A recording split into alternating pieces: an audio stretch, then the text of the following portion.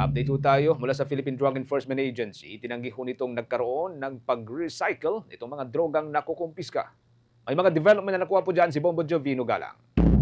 Itinanggi naman ng Philippine Drug Enforcement Agency o PDEA ang usapin ng pagre-recycle sa mga nakukumpiska nilang droga.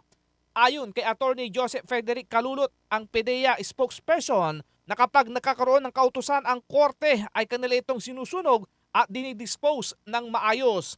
Giit nito na lahat ng mga ebidensya ay nakatago sa mga lugar na may mahigpit na bantay. 56 destruction activities na ang ginawa ng PDEA.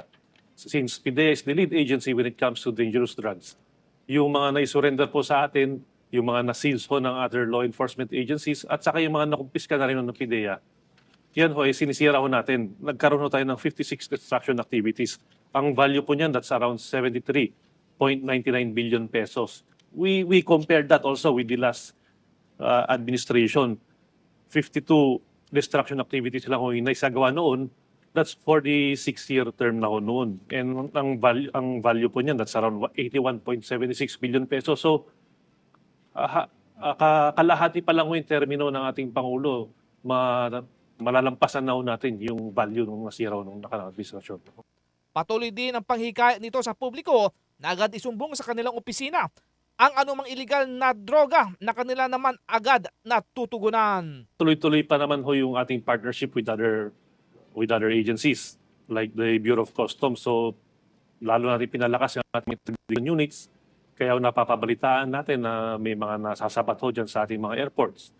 And also yung sa mga pantalan natin, may mga nahuhuli tayo dyan na mga kilo-kilo ng shabu because also of intensified intelligence-driven operations. Hindi lang po dyan tumitigil sa supply reduction po. Meron ho tayong demand reduction programs. Tuloy-tuloy pa rin ho ang pagpunta na sa mga paaralan. Ito si Bombo Jovino Galang and this is Bombo Radio Philippines, the #1 and most trusted source of news and information.